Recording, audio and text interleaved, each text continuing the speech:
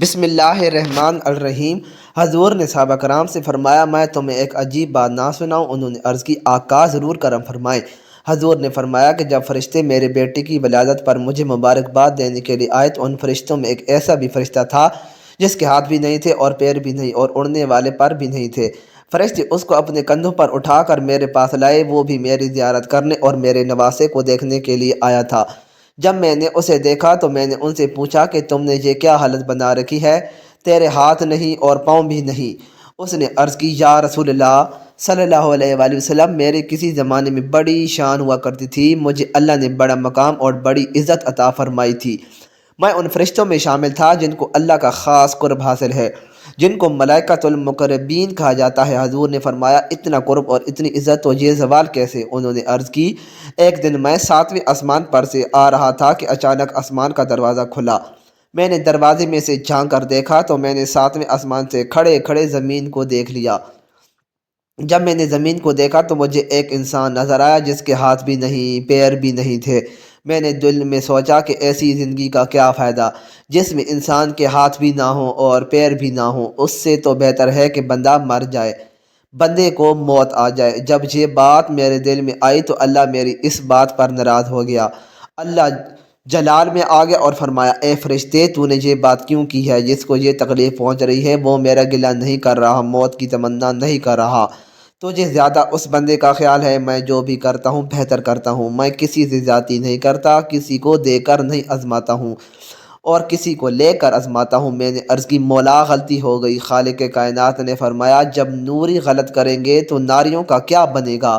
اللہ نے یہ فرمایا اور ساتھ ہی مجھے سزا مل گئی اور میرے پر جل گئے، ہاتھ ختم ہو گئے، پاؤں کٹ گئے۔ اللہ نے مجھے اس وقت الٹے منہ فلاں جزیرے میں زمین پر گرا دیا۔ میں بلند تھا مگر افسوس پستی پر آ گیا ہوں، میں آسمانوں پر تھا، افسوس زمین پر آ گیا ہوں۔ حضور نے فرمایا، تجھے کتنا عرصہ ہو گیا ہے زمین پر آئے ہوئے؟ عرض کی، آقا 7 صدیاں بیت گئی ہیں۔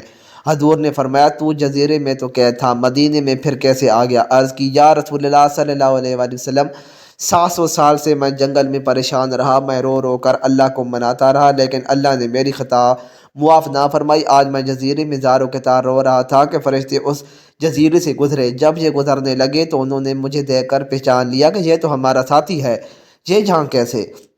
فرشتے میرے پاس آئے اور میرا حال پوچھا، انہوں نے بڑا افسوس کیا۔ جب یہ آپ کی خدمت میں آنے لگے تو میں نے ان سے پوچھا کہ آج یہ اتنے فرشتے کہاں جا رہے ہیں؟ ان فرشتوں نے مجھے بتایا کہ کیا تمہیں نہیں پتا کہ زمین پر اللہ کے آخری نبی حضرت محمد تشریف لا چکے ہیں؟ اللہ نے اپنے محبوب کی بیٹی سیدہ فاطمہ سلام اللہ علیہا کو ایک چاند سا بیٹا عطا فرمایا ہے۔ ہم اللہ کے حکم سے حضرت امام حسین کی ولادت کی خوشی میں حضور کو مبارکباد دینے جا رہے ہیں اور بچے کی زیارت کرنے جا رہے ہیں۔ میں نے فرشتوں کو کہا کہ خدا کے لیے مجھے بھی حضور کی خدمت میں لیتے جاؤ، شاید میری بھی بگڑی بن جائے۔ حضور فرشتے مجھے اس جنگل سے اٹھا کر اللہ کے حکم سے آپ کی خدمت میں لے آئے ہیں۔ آقا کرم فرمائیں، میں آپ کی شہرت کے ڈنکے آسمانوں پر سنا کرتا تھا۔ آپ اللہ کے محبوب ہیں، آخری نبی ہیں، مہربانی فرمائیں، اس بچی کی محبت کا واسطہ میرے لیے دعا فرمائیں، اللہ مجھے معاف فرما دے۔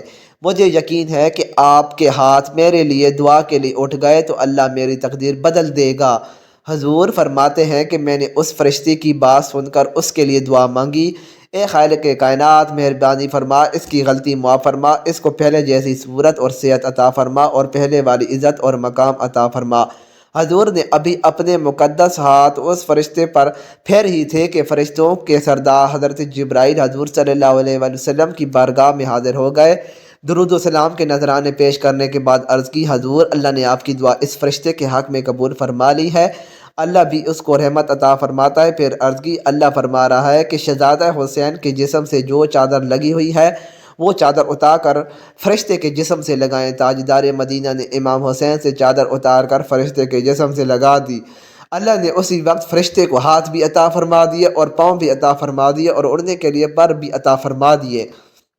یہ شان ہے امام حسین کی چادر پاک کی کہ جو فرشتے کے جسم پر لگی تو اللہ نے فرشتے کو صحت عطا فرما دی۔